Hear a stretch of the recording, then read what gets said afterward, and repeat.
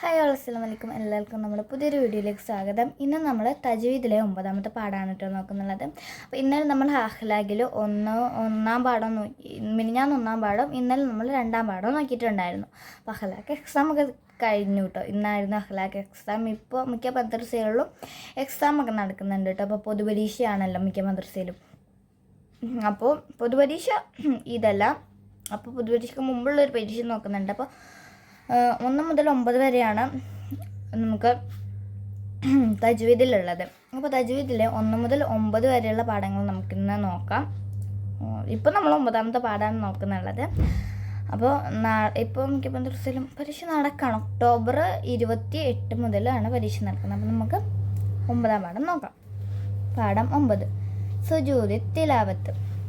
പരിശുദ്ധ ഖുർആൻ സജ്ദയുടെ ആയത്തുകൾ ഓതുന്നവർക്കും കേൾക്കുന്നവർക്കും തിലാവത്തിൻ്റെ സുജൂദ് ചെയ്യൽ മഹത്തായ സുന്നത്താണ്. 14 സ്ഥലങ്ങളിലാണ് സജ്ദയുടെ ആയത്തുകൾ ഉള്ളത്. ഈ സുജൂദ് ഇബ്ലീസിനെ അത്യധികം വേദനിപ്പിക്കുന്നു. നിസ്കാരത്തിലാണ് ഈ ആയത്തിനെ ഓതിയതെങ്കിൽ തത്സമയം ഒരു സുജൂദ് ചെയ്താൽ മതി. പ്രത്യേകം നിയ്യത്തൊന്നും വേണ്ട. നിസ്കാരത്തിലല്ലെങ്കിൽ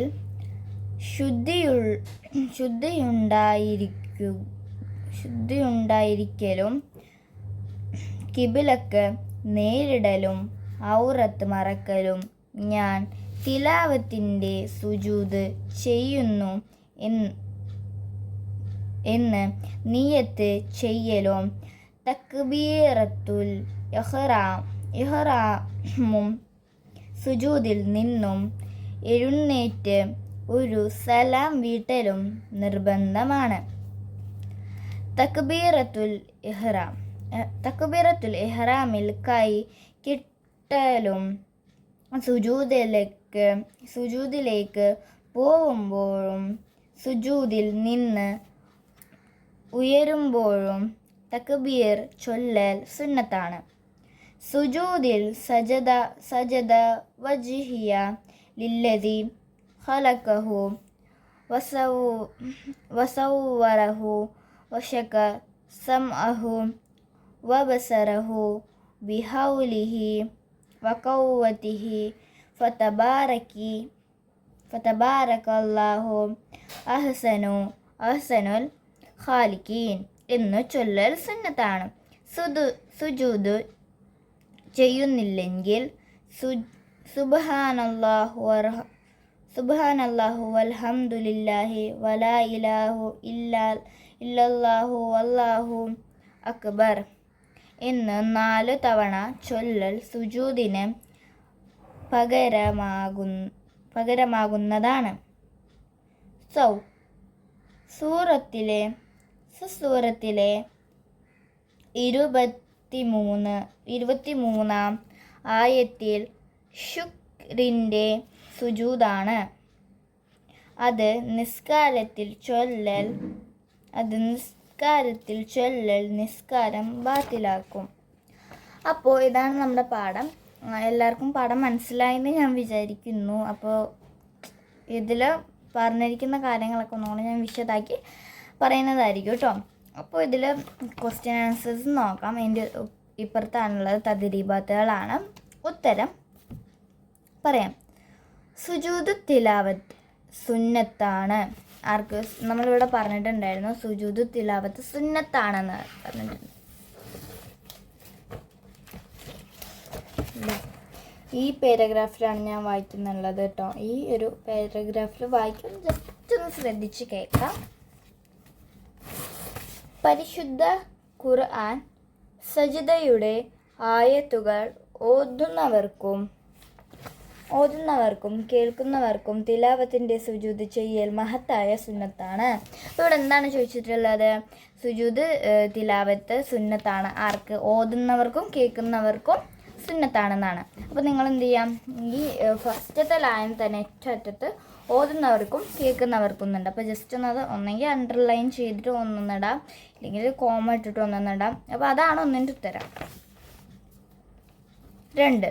സുജൂദു തിലാവത്തയുടെ വിധി എന്ത്? സുജൂദു തിലാവത്തിൻ്റെ വിധി എന്താണ്? സുന്നത്താണ്. സുജൂദു തിലാവത്ത് എന്താണ്? സുന്നത്താണ്. ഇവിടെ പറയുന്നുണ്ടല്ലോ, മഹത്തായ സുന്നത്താണ്. സുജൂദു തിലാവത്ത് എന്താണ്? സുന്നത്താണ് കേട്ടോ. അപ്പോൾ അതിൻ്റെ ഉത്തരമാണ് സുന്നത്ത്. നിങ്ങൾക്ക് ഒന്നെങ്കിൽ സുന്നത്ത് അടയാളപ്പെടുത്താം, രണ്ടെന്നിട്ടില്ലെങ്കിൽ ഇവിടെ എഴുതിയും വെക്കാം. ഞാനിവിടെ എഴുതി വെച്ചിട്ടുണ്ട്, അടയാളപ്പെടുത്തിയിട്ടുമുണ്ട്. 3.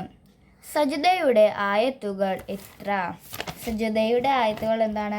14 സ്ഥലങ്ങളിലാണ് സജ്ദയുടെ ആയത്തുകൾ ഉള്ളത്. 14 ഇതൊക്കെ ഉണ്ട്. ഇവിടെ ഉണ്ട് 14. രണ്ടാമത്തെ ലൈനിൽ ഇവിടെ ഉണ്ട് 14. ഇല്ലെങ്കിൽ നിങ്ങൾക്ക് ഇവിടെ 14 ഇട്ടൊക്കെ ഞാൻ രണ്ടും ചെയ്തിട്ടുണ്ട്. സൂറത്തിലെ 4. സൂറത്തിലെ സുജൂദിൻ്റെ പേര് എന്ത്?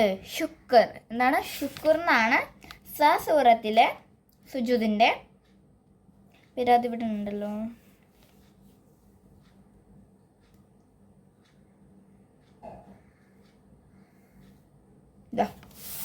ശുക്രൻ. സൂറത്തിൽ ശുക്രൻ എന്നുണ്ട് ഇവിടെ. സൂറത്തിൽ 24 ആയത്തുകൾ ശുക്രൻ സുജൂദാണ്. ശുക്രൻ എന്നാണ് സുജൂദിൽ ശുക്രൻ എന്നാണ് അതിനെ പറയുന്നത്. 2. വ്യക്തമാക്കുക.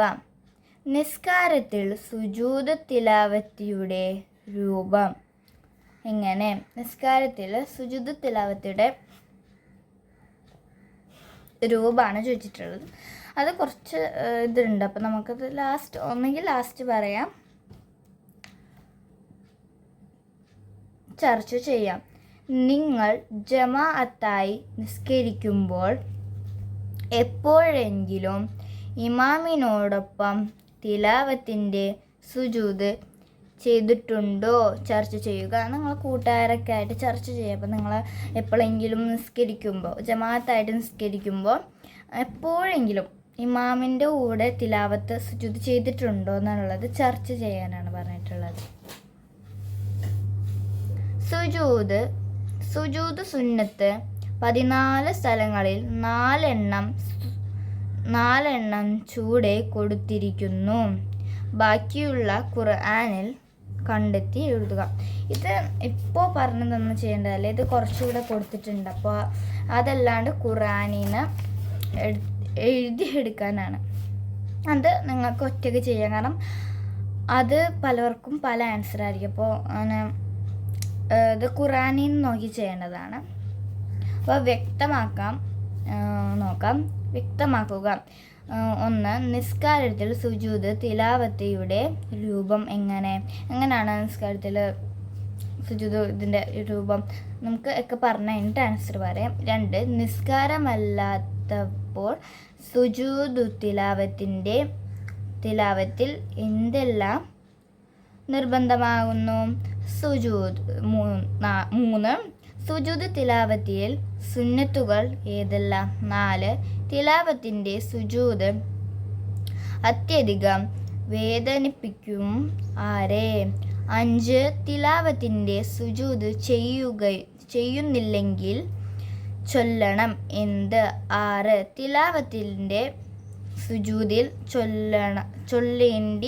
ചൊല്ലേണ്ടത് എന്ത്? അത് നമ്മുടെ പാഠത്തിലുണ്ട് ഉത്തരം.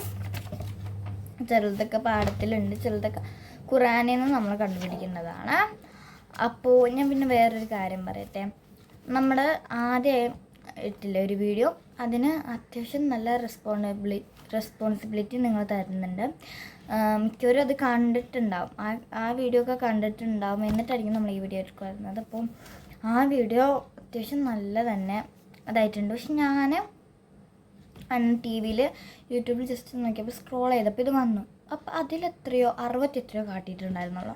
പക്ഷെ ഞാൻ പോയിട്ട് അനലിറ്റിക്സിൽ നോക്കി, യൂട്യൂബുള്ള ഫോണിൽ പോയിട്ട് അനലിറ്റിക്സിൽ നോക്കിയപ്പോൾ പക്ഷേ എത്രയോ ആ സമയത്ത് 200 ആയിട്ടുണ്ട്. കാരണം നമ്മൾ കാണിക്കുന്ന അനലിറ്റിക്സ് അങ്ങനെ വേറെ ആയിരുന്നു. അപ്പോൾ ഇന്നത്തെ വീഡിയോ ഇത്രയേ ഉള്ളൂ. അപ്പോൾ എല്ലാവർക്കും 9ാമത്തെ പാഠം മനസ്സിലായെന്ന് വിചാരിക്കുന്നു. നിങ്ങൾക്ക് വല്ല ഡൗട്ടോ കാര്യങ്ങളോ ഉണ്ടെങ്കിൽ കമൻറ്റ് ചെയ്യാം. അപ്പോൾ എല്ലാവർക്കും ടാറ്റാ ബൈ ബൈ.